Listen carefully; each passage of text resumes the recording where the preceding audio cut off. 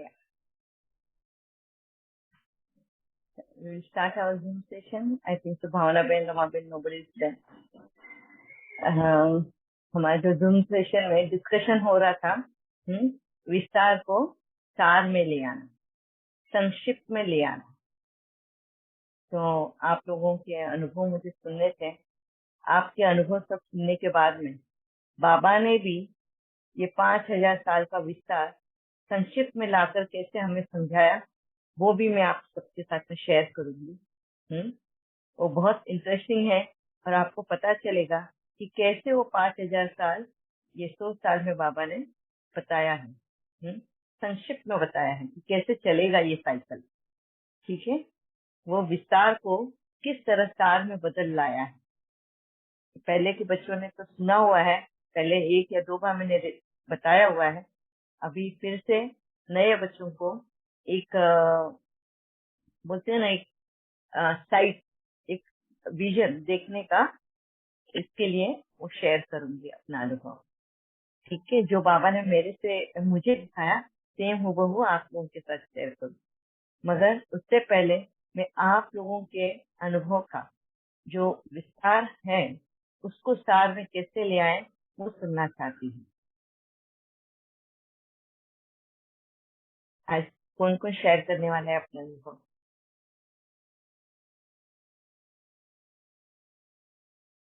सबके अनुभव शेयर करते हो गए? कोई पॉइंट्स बचे हैं जिन्होंने उसका विस्तार अपने समेटा है? जैसे अंधविश्वास का विस्तार, जहाँ हम कर्म बना रहे थे उसको फुल स्टॉप लगा, ज्ञान के थ्रू समझ आई, डर का विस्तार जो था, ये ज्ञान के थ्रू हमने उसको समेट लिया। अनजाना डर, खौफ, अनसर्टेनिटी, इनसिक्योरिटी, इसकी वजह से भी हमने कितना विस्तार बनाया हुआ था। और इतना ही नहीं, वो विस्तार हम मैसेजेस के थ्रू भी, माउथ एडवर्टाइजमेंट के थ्रू भी हम सबके साथ शेयर करते थे। अरे इसने मेरे को ये बताया, यहाँ पे ये घटना हुई है, वहां पे वो हुआ है। व्हाट्सएप पे कोई मैसेज आ गया, कोई वीडियो आ गया, फटाफट सब जगह पे फॉरवर्ड करते रहना है। ये भी एक टाइप का विस्तार है ना। बिना मालूम, बिना जाने, बिना कुछ, किसी ने कुछ बोल दिया, उसको समझना भी नहीं, अंडरस्टैंड भी नहीं करना, उसके पहले ही उठाया मोबाइल और दिया सबको फॉरवर्ड करके। तो ये क्या करते हैं हम? टेक्नोलॉजी का विस्तार है। अभी जो साइंस हमें हेल्प कर रहा है विस्तार को सार में लाने का, समेटने के लिए, पर हम क्या कर रहे हैं? उस टेक्नोलॉजी को, उस साइंस को कैसे यूज कर रहे हैं? सार को विस्तार में बदलने का, और भी रूमर्स फैलाने का, और भी डर का माहौल बढ़ाने के लिए, खुद भी डरेंगे, दूसरों को भी डराने का, रूमर्स फैलाने का विस्तार। ये भी एक बहुत बड़ी बीमारी है आज की दुनिया में। बात होती इतनी सी है, कहीं किसी के घर में सुई नीचे गिर गई, उस सुई का आवाज नहीं हुआ, वो सुई की रूमर्स फैलते फैलते कहाँ तक पहुंचेगी कि इसके घर में तलवार गिर गई और धड़ाम से आवाज हुई। सुई गिरी, उसका आवाज नहीं हुआ, वहां से बात शुरू हुई, और वो रूमर फैलते फैलते क्या होएगा? इसके घर में तलवार गिरी और बहुत जोर का आवाज। तो कहाँ से कहाँ वो बात पहुंच जाती है। इस चपेट में भी, इस माया में भी, इस बहकावे में भी हम आ जाते हैं, और इसका भी विस्तार हमें समेटना है। इस पॉइंट पे भी आपको बहुत ध्यान रखना है कि कौन से बातों को हमें लेना चाहिए, कौन सी बातों को इग्नोर करना चाहिए, ध्यान भी नहीं देना चाहिए। उल्टा ऐसे वक्त में हमको सेवा देनी है कि जो भी ये आत्माएं ऐसे टाइप की न्यूज फैलाती हैं, उनको ज्ञान, मतलब सत्य ज्ञान का उजागर बोलते हैं ना, बाबा बोलते हैं सत्य ज्ञान, दूसरा नेत्र खुले उनका, तो ऐसी हरकतें ना करें। बात होती छोटी सी है, मैं उसको बड़ा चढ़ा कर, एग्जैगरेट कर कर बताना, ये भी एक बहुत बड़ी बीमारी है, और ये भी विस्तार में बहुत हेल्प करती है, विस्तार को हेल्प करती है। विस्तार को नहीं, किसको, अंधविश्वास को, झगड़े को, कोई भी नेगेटिव बातों को बढ़ाने में हेल्प करती है। तो हमें इस विस्तार का भी ध्यान रखना है कि हमें किस टाइप के मैसेजेस फॉरवर्ड करने हैं, किसको उन मैसेजेस का क्या हेल्प हो सकता है, वो ध्यान में रखते हुए हमें फॉरवर्ड करना है। ऐसा ही कोई भी मैसेज फॉरवर्ड नहीं करना। बहुत बार हम देखते हैं यज्ञ के नाम से इतने मैसेजेस फॉरवर्ड होते हैं जबकि वो यज्ञ से आए भी नहीं रहते। कोई अपना ही वो मैसेज बनाता है, या 10 साल पुराना मैसेज, 5 साल पुराना मैसेज होता है, उनके हाथ अभी लगा है और वो ले वापस से शुरू कर देते हैं फॉरवर्ड करने का कि अभी बाबा ने ये बात की। ये यज्ञ के नाम से फिर हो जाती है चारों तरफ। फिर वहां से यज्ञ से भी उनको मैसेज देना पड़ता है, भाई ये हमने मैसेज नहीं भेजा है, please don't call prey in this messages. ऐसे टाइप के रूमर्स पे आप भरोसा मत करो। तो हमें बहुत सजाग रहना है, बहुत आंखें खोल कर रखना है और अपने कर्म पर ध्यान देना है कि हम क्या कर रहे हैं, इसका इम्पैक्ट क्या हो सकता है। इम्पैक्ट यानी असर, इसका असर क्या हो सकता है अपने जीवन पे भी और दूसरों के जीवन पे भी। इस विस्तार को भी हमें समेटना है, ना कि बढ़ाना है। ये वाले इस पे भी बहुत ध्यान देना है। ठीक है, यस प्रियंका बहन। जी दीदी, आप बिल्कुल सही कह रहे हो। तो पहले तो बहुत करते थे, अब तो नहीं करते। बहुत सारे अपने ही ग्रुप इतने हो गए कि अब वो वाले ग्रुप से यूं क्यों डिलीट मार देते हैं। बस स्क्रॉल किया, कोई भी लगता है, कोई कोई होता है ऐसा जो अच्छा लगता है, लेकिन ऐसा नहीं कि एक एक वीडियो खोल के देखनी है, उसमें बहुत समय जाता था। ये बहुत ही अच्छा टाइम सेविंग है जो आप बोल रहे हो। और जो आप एक्सपीरियंस के लिए कह रहे हो, तो वो ज्ञान में जब आई ना, तो बहुत अहंकार था मेरे में। तो बहुत, अब जब ज्ञान में आ गए तो शुद्ध हो गया वो। अशुद्ध था तो शुद्ध हो गया बस, कि मुझे बाबा ने चुना है, मैं बहुत अच्छी हूँ, मैंने ही भक्ति की हुई है। और आपके साथ जो भी जुड़े हुए अहंकारी मन जब आपके साथ जुड़ी ना, तो आपने ऐसे धोबी की तरह उठा के पटका उस मन को कि ऐसे लगा कि हम तो कुछ भी नहीं है। ऐसी रोशनी हर पॉइंट पे, हर टॉपिक पे डाल दी कि सारा मैल ही धुल गया। हम हम्बल हो गए और इतने फ्लेक्सिबल चेंज हो गए कि सारी अकड़न जकड़न सब गायब हो गई और सही योगा लग गया। सारा पेन गायब कर दिया आपने हमारा, और सारे भय, चिंता, डर, उदासी, सब कुछ जैसे कि पता नहीं कहाँ गायब हो गए। और सिचुएशंस को एक्सेप्ट नहीं करती थी, ये बहुत ज्यादा था। रेजिस्ट करना बहुत ज्यादा मेरे अंदर था। छोटी सी बात को भी रेजिस्ट करती थी। तो उसको एक्सेप्ट करना सिखाया आपने। और इस बात में भावना बहन ने भी बहुत मदद की कि छोटी छोटी बात में जो रेजिस्टेंस आती थी ना, तो उसके लिए उन्होंने हम पर काम कराया कि अपनी फुलनेस में रहो, अपनी रिचनेस देखो, हम कितने रिच हैं, हम आत्मा भरपूर हैं, ड्रामा से बाहर हैं। ये ड्रामा है, यहाँ से चेंज होता ही रहेगा, स्टेबल है ही नहीं, ये तो रूल ही है ड्रामा का। तो इतना सब सीख गए कि अब वो रेजिस्टेंस करने का मन ही नहीं करता, उसको फ्लो में आने देना और माया को सामना करने की शक्ति आ गई।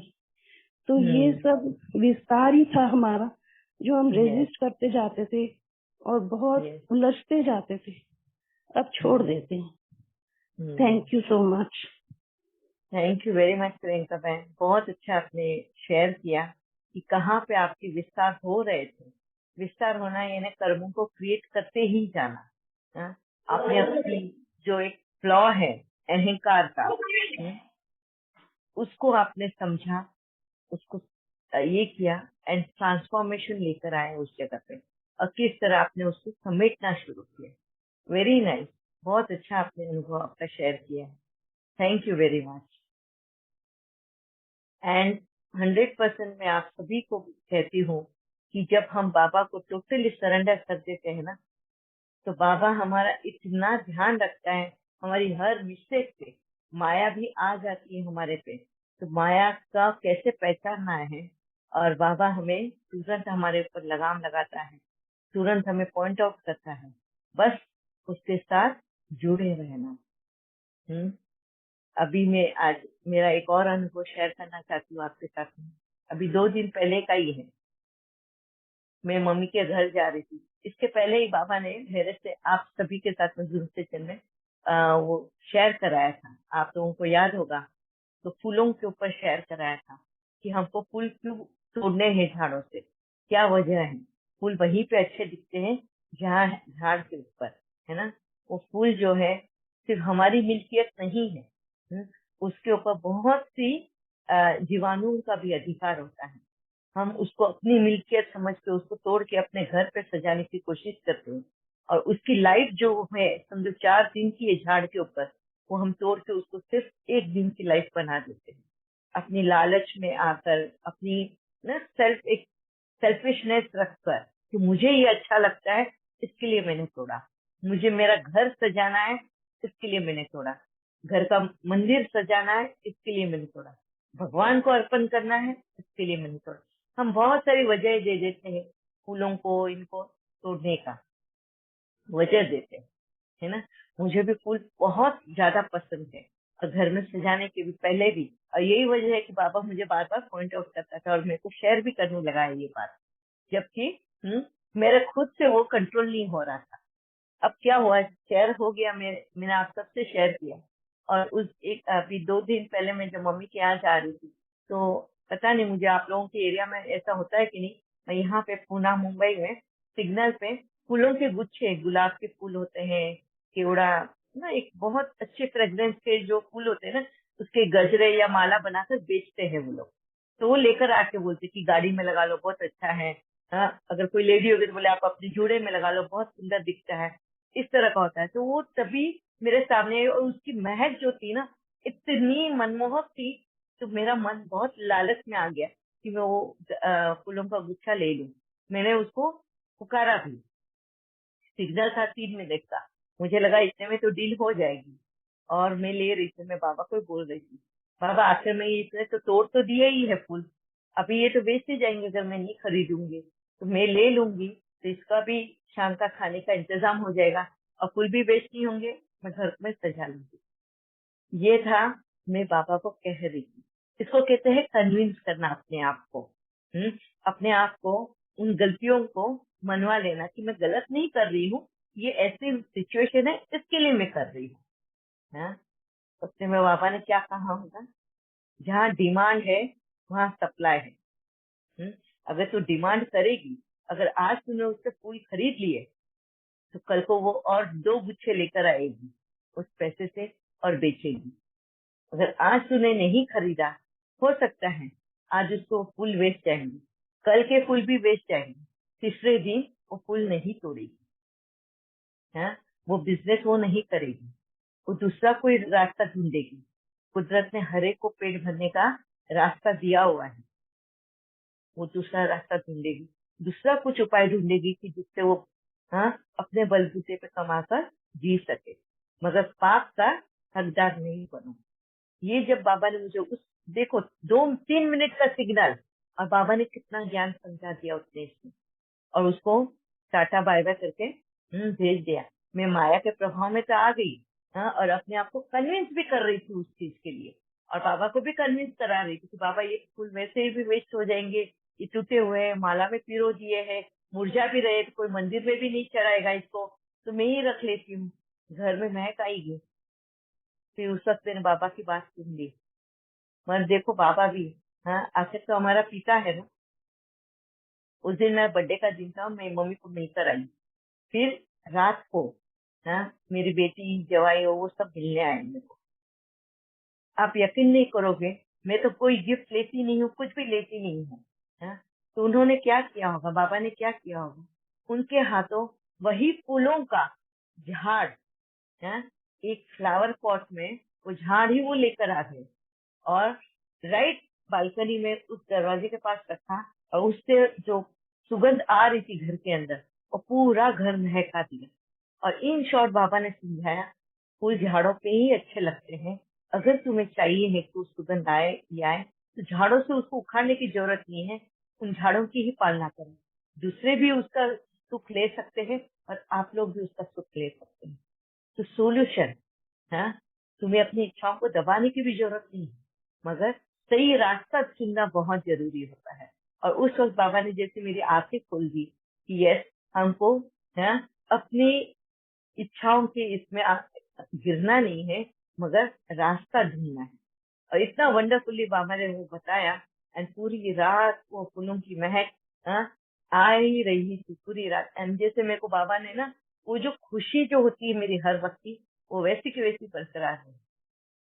तो ये एक मेरा वंडरफुल अनुभव रहा कि बाबा कैसे स्टार में ले आता है। तो विस्तार मत बढ़ाओ, इसमें भी रास्ते हैं। हाँ, तुम्हें सिर्फ रास्ते ढूंढने हैं, देखना है, नजरिया बदलना है। घर महकता है, ऐसा भी महक सकता है। हम्म, इतना वंडरफुल वो अनुभव लगा मुझे। मैं बोला कि आप लोगों से मुझे शेयर करना है, हाँ, कि कब वो मौका मिले मुझे शेयर करने का। तो थैंक यू वेरी मच। ये मेरा एक बहुत अनुभव रहा है कि किस तरह हमें विस्तार नहीं करना, इसको समेटना भी है खुशियों के साथ में। और अपनी ये भी रखना है, क्या बोलते हैं उसको, एंजॉय भी करना है। ठीक है। ओम शांति। या और आप लोगों के भी अनुभव सुनने हैं मुझे।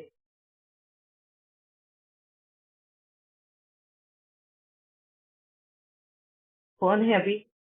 दीदी, ओम यस शांति। भावना है। एक पॉइंट बहुत अच्छा आपने समझाया है, और जिससे कि दूसरे सोल्स के लिए रिस्पेक्ट और बढ़ गई। वो है जो दूसरे धर्म की सोल्स है ना, तो उन सोल्स को भी हम ये ना समझें कि इनको, इनका भी हमें लाइक, जैसा कि हम समझते रहे कि हमें उद्धार करना है, तो कहीं ना कहीं ये जो है वो इनको अपग्रेड करना जरूरी है।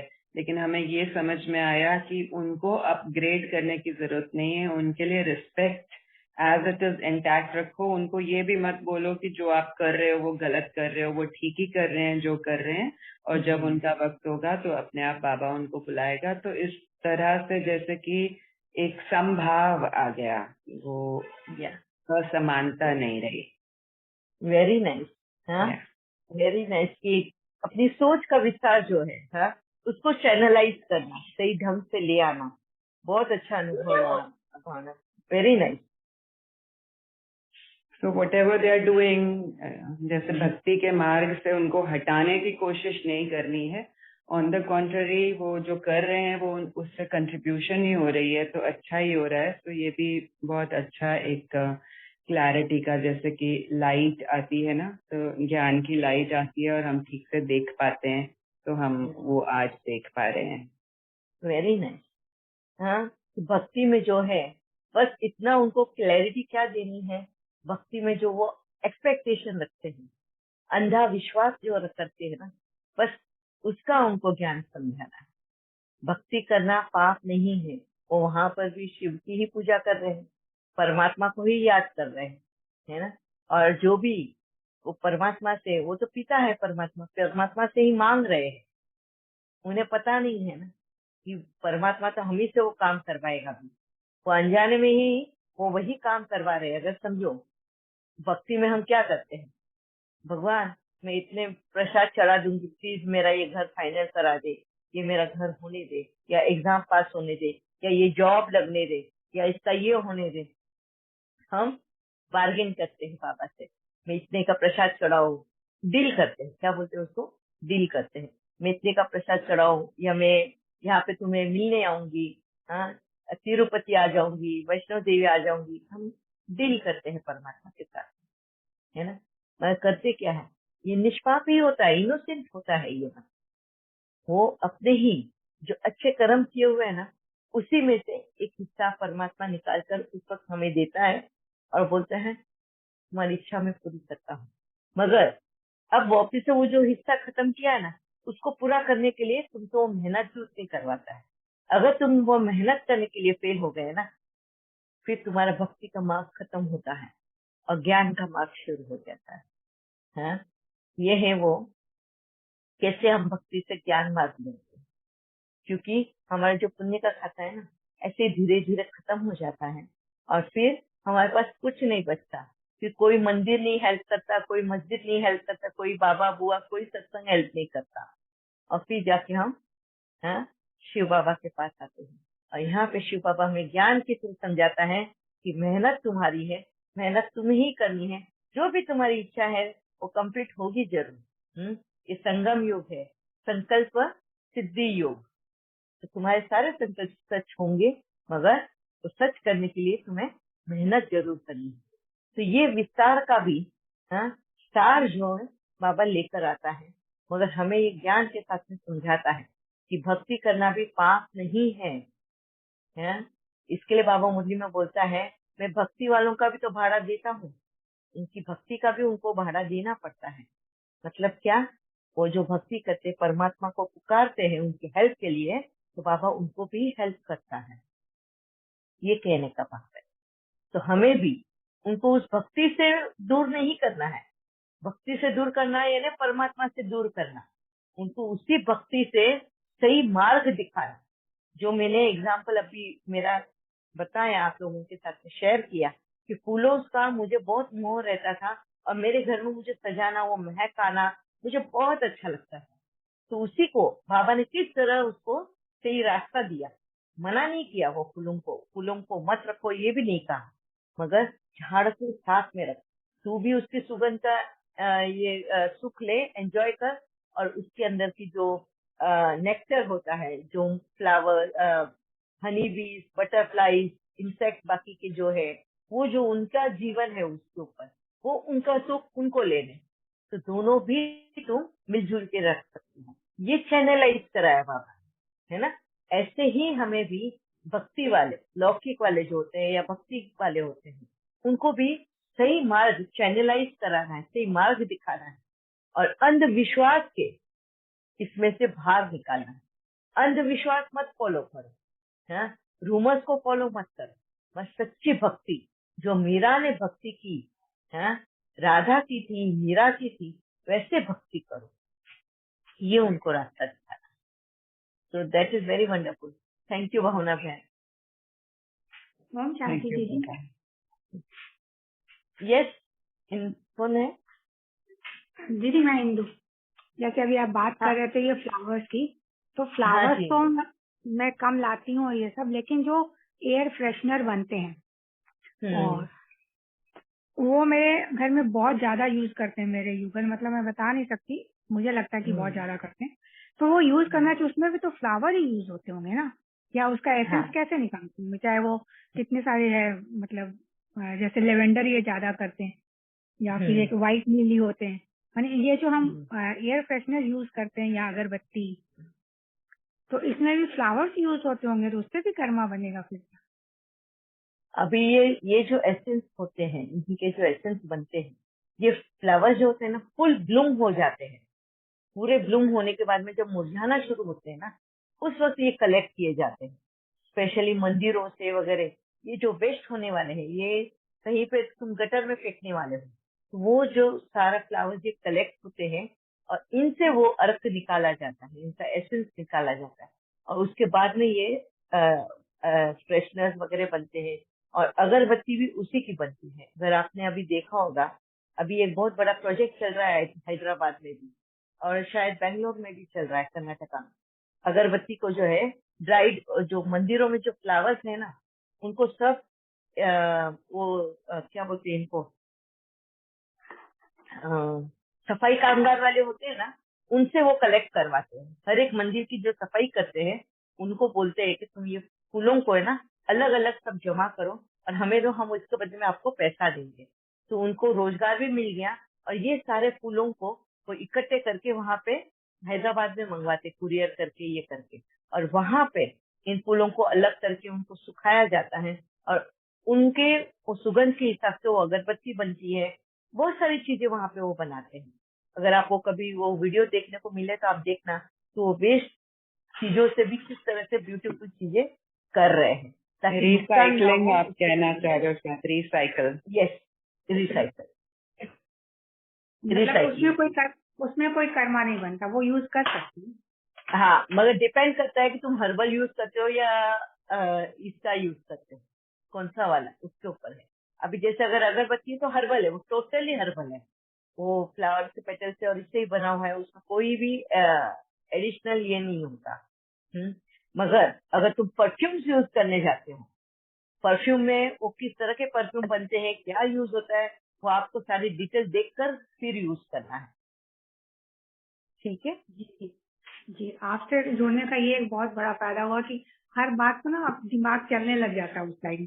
तो आज तक ये चला ही नहीं कि इतना एयर फ्रेशनर कैसे यूज।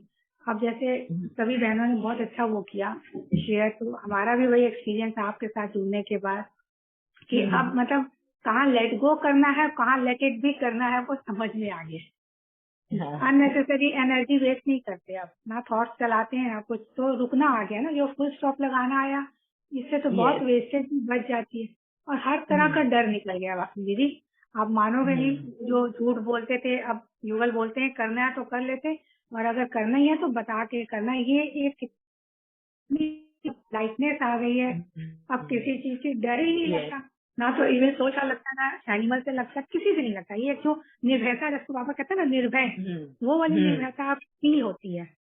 मतलब इतना अच्छा आ रहा, और खाने पीने पे भी बहुत अच्छी धारणा है। जैसे एक झटके में मिल्क को छोड़ देना, मैं नहीं कर पा रही थी, लेकिन आपकी क्लास सुनी और मतलब छूट गया वो। तो ये सब जो चीजें आपके साथ जुड़ने के बाद हुई है ना। और दीदी एक क्वेश्चन इससे लिंक तो नहीं है, लेकिन पूछूं? हाँ जी, इसी से लिंक मैं कुछ बोलना